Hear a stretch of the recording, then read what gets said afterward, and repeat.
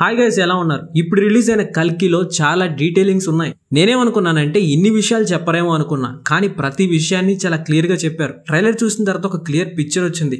భైరవ ఎవరు, భైరవ ఏం చేస్తాడో తెలిసింది, భైరవ స్ట్రెంగ్త్ ఎంతో తెలిసింది, భైరవ ఏం చేయబోతున్నాడో తెలిసింది, అశ్వత్థామ గురించి తెలిసింది, అశ్వత్థామ గోల్ ఏంటో తెలిసింది. సృష్టిలోనే మొదటి నగరం అలాగే చివరి నగరం కాశీ గురించి చెప్పారు. కాశీకి అండ్ కాంప్లెక్స్ కి తేడా చెప్పారు. కాంప్లెక్స్ లో ఏముంటది అండ్ కాశీలో ఏముంటదో కూడా క్లియర్ గా చూపించారు. 6000 సంవత్సరాల క్రితం ఉన్న శక్తి, ఆ పవర్ మళ్ళీ వచ్చింది అంటే ఇప్పుడు వెలుగు మళ్ళీ వచ్చినట్టే అని చెప్పారు. అసలు ఆ శక్తి ఏంటి, ఆ పవర్ దేనికి సంబంధించిందో చెప్పారు. భైరవాకి అండ్ అశ్వత్థామకి కనెక్షన్ ఏంటో చాలా క్లియర్ గా చూపించారు. భైరవాకి అశ్వత్థామకి ఉన్న కనెక్షన్ ఈ ట్రైలర్లో నేను గమనించాను. అది మీకు ఖచ్చితంగా చెప్తాను. మెయిన్గా చెప్పాలంటే ట్రైలర్ నాకు బాగా నచ్చింది. ఇప్పటివరకు మీకు చెప్పిన ప్రతి టాపిక్ని ఈ వీడియోలో నేను కవర్ చేయడానికి ట్రై చేస్తాను. సో నా నుంచి రిక్వెస్ట్ ఏంటంటే వీడియోని చివరి వరకు చూడండి.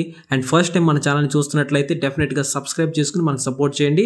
ఆల్రెడీ సబ్స్క్రైబ్ చేసుకుంటే చాలా చాలా థ్యాంక్స్. అండ్ వీడియోని డెఫినెట్గా లైక్ చేయండి. ఫస్ట్ ఆఫ్ ఆల్, నాకు కల్కి ట్రైలర్ చూసిన తర్వాత కొన్ని స్ట్రైక్ అయ్యాయి. కొన్ని విషయాల్లో క్లారిటీ వచ్చింది. మెయిన్గా ట్రైలర్ మొత్తం మీద వరల్డ్ బిల్డింగ్ని చాలా క్లియర్గా చూపించారు. అసలు కల్కి వరల్డ్ ఏంటి, దాంట్లో ఏముంటుంది, దేనికి సంబంధించింది, మెయిన్గా అక్కడుండే ఎన్విరాన్మెంట్ కానీ అక్కడుండే పరిస్థితులు కానీ చాలా క్లియర్గా చూపించారు. దాని గురించి ఇప్పుడు మనం మాట్లాడుకుందాం. ఫస్ట్ ఆఫ్ ఆల్, ట్రైలర్లోనే ఒక వాయిస్ ఉంటుంది, మొదటి నగరం అండ్ చివరి నగరం కాశీ అని. కానీ కాశీలో ఏమీ ఉండదు, ఫుడ్ ఉండదు, వాటర్ ఉండదు, ఏమాత్రం వసతులు లేని పరిస్థితి ఉంటుంది. కాశీలో ఉన్నవాళ్ళు చాలా కష్టాలు పడతారు, ఎందుకంటే అక్కడ ఎలాంటి ఫెసిలిటీస్ అనేవి ఉండవు కాబట్టి. ఒక్క మాటలో మీకు అర్థమయ్యేటట్టు చెప్పాలంటే కాశీలో ఉండటం అంటే నరకంలో ఉండటమే. కాశీలో ఉండటం అంటే కష్టాల్లో ఉన్నట్టే, తోల తీరిపోద్ది, ఎందుకంటే అక్కడ ఏమీ దొరకదు. ఏమీ ట్రైలర్లో చూసిన దాని ప్రకారం, నాకు అర్థమైన దాని ప్రకారం అయితే కనీసం వాటర్ కూడా దొరకదు కాశీలో. వాటర్ కూడా దొరకపోతే ఒక మనిషి ఎలా బతుకుతాడు? కనీసం మనిషికి బతకడానికి కావాల్సింది వాటర్ కదా. మరి కాశీలో వాటరే దొరకదంటే కాశీలో ఉన్న ప్రజలు ఎన్ని కష్టాలు అనుభవిస్తున్నారో మనకు తెలుస్తుంది. దీనికి క్వైట్ ఆపోజిట్ కాంప్లెక్స్. అక్కడే పైన కాంప్లెక్స్ ఉంటుంది. కాంప్లెక్స్లో అన్నీ దొరుకుతాయి. కాంప్లెక్స్ని ఒక షాట్లో చూపించారు, చూడండి. ఇక్కడ ప్రతిదీ ఉంది. వాటర్ కూడా కావాల్సినంత ఉంది, ఫుడ్ కావాల్సినంత ఉంటుంది, ప్రతిదీ ఉంటుంది ఇక్కడ. ఇందాక మీకు చెప్పాను కదా, కాశీలో ఉంటే నరకంలో ఉన్నట్టు అని. దీనికి అది ఆపోజిట్ కాబట్టి కాంప్లెక్స్లో ఉంటే స్వర్గంలో ఉన్నట్టే. పచ్చిక తెలుగులో చెప్పాలంటే సర్వభోగాలు కాశీలో ఉంటాయి. సారీ సర్వభోగాలు కాంప్లెక్స్లో ఉంటాయి, కాశీలో కాదు. అందుకే మీరు అబ్జర్వ్ చేస్తే యానిమేషన్ సిరీస్లో భైరవ గోల్ ఏంటంటే కాంప్లెక్స్లో ఉండటం, బుజ్జి గోల్ కూడా కాంప్లెక్స్లో ఉండటమే. కానీ బుజ్జి, భైరవ కాంప్లెక్స్లోకి వెళ్ళలేరు. కాంప్లెక్స్లోకి వెళ్ళాలంటే వాళ్ళ దగ్గర ఎక్కువ యూనిట్స్ ఉండాలి. Units in the sense of currency ఎక్కువ ఉండాలి. సో యూనిట్స్ ఎక్కువ సంపాదించడానికి బాంటీ హంటర్గా మారుతాడు భైరవ. యానిమేషన్ సిరీస్లో మనం చూసినట్టు బుజ్జి అండ్ భైరవ కలిసే యూనిట్స్ సంపాదిస్తారు, బాంటీ హంటర్స్గా ముందుకు సాగుతారు. ఫైనల్లీ ఖచ్చితంగా కాంప్లెక్స్లోకి అయితే అడుగు పెడతారు. This is for sure. Trailer చూస్తే కాంప్లెక్స్ గురించి ఒక డైలాగ్ ఉంది. కాంప్లెక్స్కి ఎదురుగా ఒక అతను నుంచుని ఒక్కడే దేవుడు, దేవుడు ఒక్కడే సుప్రీం యాస్కిన్ అని మాట్లాడతాడు. అంటే అప్పటి వరకు ఉన్న దేవుళ్ళు ఎవరో కాదు, ఇది కొత్త దేవుడు. ఒక మనిషే నియంతలాగా పరిపాలిస్తూ ఉంటాడేమో. నెక్స్ట్ థింగ్ ఏంటంటే ఒక పవర్ గురించి మాట్లాడతారు. ఆ పవర్ గురించి చాలా క్యూరియస్గా మాట్లాడతారు. అంటే ఆ పవర్ అనేది చాలా ఇంపార్టెంట్ అని అర్థం అవుతుంది. ఇంతకీ వాళ్ళు మాట్లాడింది ఏంటంటే 6000 సంవత్సరాల క్రితం కనిపించిన అదే పవర్ మళ్ళీ ఇప్పుడు కనిపించింది అనే డైలాగ్ వినపడుద్ది. అట్ ద సేమ్ టైం వెలుగు వచ్చింది అని కూడా వినపడుద్ది. అండ్ తర్వాత షాట్లో ఒక చిగురు కనపడుద్ది. ఇక్కడ చిగురు కనిపిస్తుందంటే మార్పు జరగబోతుంది అని అర్థం. అప్పటి వరకు మీరు చూసిన షార్ట్స్లో ఎక్కడ కూడా చెట్లు కనిపించవు, ప్రతి చోట ఇసుకే కనిపిస్తుంది. ఎందుకంటే అక్కడ ఏమీ ఉండదు, ఇసుక తప్ప. సో సరిగ్గా ఇక్కడి నుంచే చెడు పైన మంచి యుద్ధం చేయడం మొదలు పెడుద్ది అండ్ మంచి గెలవడం కూడా మొదలవుద్ది. అందుకే సింబాలిక్గా చిగురు చూపించారు. అశ్వత్థామ ఇంట్రడక్షన్ వీడియోలో కూడా అంత ఎక్కువ చూపించలేదు, కానీ ట్రైలర్లో అశ్వత్థామ అనే క్యారెక్టర్ని చాలా బాగా చూపించారు. మీరు నమ్ముతారో లేదో కానీ Ashwatthama one of the important character in the కల్కి సినిమా. కల్కి 2898 AD సినిమాలో ముఖ్యమైన క్యారెక్టర్స్లో అతి ముఖ్యమైన క్యారెక్టర్ ఈ అశ్వత్థామ అనేది ఎంత ముఖ్యమైన క్యారెక్టర్ అంటే మీకు మూవీ చూస్తే తెలుస్తుంది. అంత ముఖ్యమైన క్యారెక్టర్ గురించి కొన్ని విషయాలు అయితే రివీల్ చేశారు. అశ్వత్థామ ఊరికే ఈ భూమి మీద లేడు. అశ్వత్థామ ఈ భూమి మీద ఉండడానికి ఒక కారణం ఉంది. ఆ కారణాన్ని ఈ ట్రైలర్లో చూపించారు. ఆ కారణం ఏంటంటే అశ్వత్థామకి అండ్ పద్మ క్యారెక్టర్కి మధ్య ఒక కాన్వర్జేషన్ జరుగుద్ది. అశ్వత్థామ పద్మ కనబోయే బిడ్డ గురించి మాట్లాడతాడు. ఆ బిడ్డ చాలా ముఖ్యమని, ఆ బిడ్డ వల్ల ఏదో జరగబోతుందని ఖచ్చితంగా అర్థమవుతుంది. అశ్వత్థామ అన్న మాట ఏంటంటే నువ్వు కనబోయే బిడ్డ సృష్టి, నేను కాపాడుతాను అంటాడు. అంటే అశ్వత్థామ కాపాడాల్సింది ఆ ఒక్క బిడ్డనే.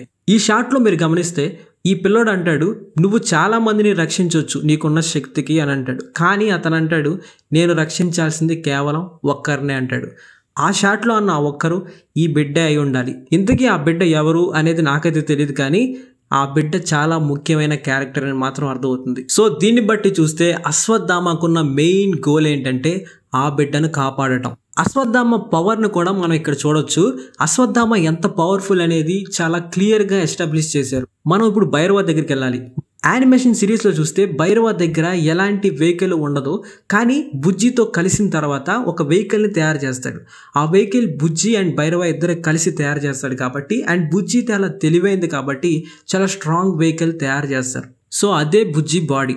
బుజ్జి బాడీ చాలా స్ట్రాంగ్గా ఉంటుంది బుజ్జి లాగానే. బుజ్జి ముందు ఏ వెహికల్ నిలవలేదు. బుజ్జి స్ట్రాంగెస్ట్ వెహికల్. అంత స్ట్రాంగ్ వెహికల్ కూడా, అంత పవర్ఫుల్ వెహికల్ కూడా అశ్వత్థామ ముందు నిలవలేదు. అశ్వత్థామ కేవలం ఒక్క కాలితో ఆపుతాడు, ఒక్క సింగిల్ లెగ్తో ఆపేస్తాడు.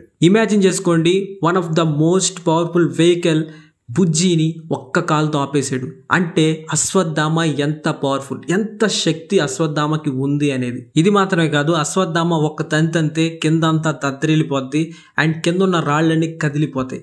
అండ్ అశ్వత్థామ ఒక్క తంతే ఇంచుమించు స్ట్రాంగెస్ట్ వాల్స్ నాలుగు గోడలు పగిలిపోతాయి. Ashwatthama power unimaginable. Ashwatthama character కి ఖచ్చితంగా అందరూ సర్ప్రైజ్ అవుతారు, నన్ను నమ్మండి, మార్క్ మై వర్డ్స్.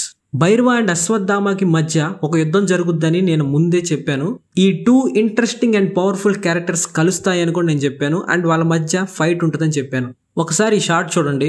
భైరవ ఒక చైన్ లాంటిది ఏదో ఇసురుతాడు, అది ఎగ్జాక్ట్గా అశ్వత్థామ చేతికి పట్టుకుంటుంది. అండ్ అలాగే సింగిల్ లెగ్తో బుజ్జిని ఆపటం.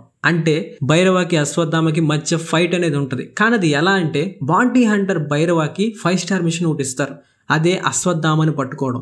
సో అశ్వత్థామని పట్టుకోవడానికి వెళ్ళిన భైరవ అశ్వత్థామతో ఫైట్ చేస్తాడు, ఎందుకంటే అశ్వత్థామ స్ట్రాంగ్. సో అంత స్ట్రాంగ్ పర్సన్ ఊరికే రాడు రమ్మనగానే. అశ్వత్థామ గారు రండి మిమ్మల్ని తీసుకెళ్తాను అంటే రాడు, కాబట్టి బలవంతంగా తీసుకెళ్ళాలి. కాబట్టి ఫైట్ అనేది డెఫినెట్గా ఉంటుంది, అండ్ అది మోస్ట్ ఇంట్రెస్టింగ్ ఫైట్ అయితే అవుతుంది. ఇక్కడ మ్యాటర్ ఏంటంటే, భైరవ అండ్ అశ్వత్థామ ఒకే ఒక లైన్ మీదకి రావాలి, అంటే వాళ్ళిద్దరు కలిసి పోరాడాలి. వాళ్ళిద్దరు వేస్ డిఫరెంట్. భైరవ క్యారెక్టరైజేషన్ చూస్తే కొంచెం కన్నింగ్గా ఉంటుంది, కానీ అశ్వత్థామ మంచోడు. భైరవ కూడా అశ్వత్థామతో కలుస్తాడు, అండ్ ఆ కలవడానికి భైరవకి ఒక క్యారెక్టర్ ఆర్క్ కూడా ఇస్తాడు. అండ్ వీళ్ళిద్దరూ కలిసి ఫైట్ చేసే సీన్స్ కూడా చాలా బాగుంటాయి నాకు తెలిసి. మెయిన్గా నాకు సర్ప్రైజింగ్ అనిపించింది ఏంటంటే, భైరవ క్యారెక్టర్ని చూపించినప్పుడు ముగ్గురుగా చూపించారు. అంటే ప్రభాస్ త్రిబుల్ రోల్లో కనబడబోతున్నాడా, అండ్ దానికి బ్యాక్ స్టోరీ ఏంటి, అసలు ఏం జరుగుతుంది అనేది ఇంకా మనకు తెలియదు. సినిమా చూసిన తర్వాత అయితే డెఫినెట్గా తెలుస్తుంది, అప్పుడు మాట్లాడుకుందాం దాని గురించి. ఏదేమైనా భైరవ విషయంలో ట్రిబుల్ రోల్ చూపించడం అనేది కొంచెం సర్ప్రైజింగ్ ఎలిమెంటే నాకు కూడా. ఇంకొక ముఖ్యమైన క్యారెక్టర్ గురించి మనం మాట్లాడాలి, అదే కమల్ హాసన్ గారి క్యారెక్టర్. కమల్ గారు కల్కి సినిమాలో ఉన్నప్పటికీ కూడా క్యారెక్టర్ని రివీల్ చేయలేదు. అసలు ఆ గెటప్ ఎలా ఉంటుందో, ఫేస్ ఎలా ఉంటుందో ఏది చూపించలేదు. కానీ ఇప్పుడు రిలీజ్ అయిన కల్కి ట్రైలర్లో చూపించారు, డిఫరెంట్గా ఉంది getup. I think Kamal sir ఎప్పుడు కూడా ఈ గెటప్లో చేయలేదేమో, ఇది ఒక న్యూ గెటప్ అని చెప్పాలి. లుక్ అయితే అద్దరింది. కమల్ సార్ అంటే మాత్రం ఉంటుంది కదా. I just love the character. ఇంకా దేని గురించి మాట్లాడాలి, ఐ థింక్ మ్యూజిక్ గురించి మాట్లాడాలి. సంతోష్ నారాయణ్ మ్యూజిక్ ఇచ్చాడబ్బా, మామూలుగా ఇవ్వలేదు. నేనైతే ఆ ట్రైలర్లో లీనం అయిపోయాను ఆ మ్యూజిక్ వల్ల. నిజంగా సంతోష్ నారాయణ్కి క్లాప్స్ కొట్టాలి. నేను పర్సనల్గా ఎక్స్పెక్ట్ చేసిన దానికంటే ఎక్కువ మ్యూజిక్ ఇచ్చాడు. ఐ మీన్ ఇంకెక్కువ మంచి మ్యూజిక్ ఇచ్చాడు. సినిమాటోగ్రఫీ కానీ, ట్రైలర్ కట్ కానీ ప్రతిదీ చాలా అద్భుతంగా ఉంది. ట్రైలర్ చూసినప్పటి నుంచి ఖచ్చితంగా ఒక మాట అయితే చెప్పాలనిపిస్తుంది, ప్రపంచం తిరిగి మన టాలీవుడ్ వైపు చూస్తుంది. టాలీవుడ్ ఇండస్ట్రీ గురించి మాట్లాడుద్ది, ప్రభాస్ అన్న గురించి మాట్లాడుద్ది, నాగ్ అశ్విన్ గురించి మాట్లాడుద్ది. కల్కి సినిమా రిలీజ్ అయిన తర్వాత మన టాలీవుడ్ ప్రపంచానికి మళ్ళీ కొత్తగా పరిచయం అవుద్ది. వరల్డ్ అంతా ఒక్కసారి తిరిగి చూస్తుంది, అండ్ టాలీవుడ్ ఒకటి ఉంది అని కేర్ చేస్తుంది. ఇంత మంచి సినిమా మనకు అందిస్తున్న నాగ్ అశ్విన్కి చాలా చాలా థ్యాంక్స్, అండ్ యాడ్ చేస్తున్న ప్రభాస్ అన్నకు కూడా చాలా థ్యాంక్స్. నన్ను నమ్మండి, బౌండరీస్ పగిలిపోతాయి. ఫైనల్లీ ఒకే ఒక డైలాగ్, గల్లీలో 6 ఎవడైనా కొడతాడు, కానీ స్టేడియంలో కొట్టేవాడికే ఒక రేంజ్ ఉంటుంది. Thanks for watching, love you all.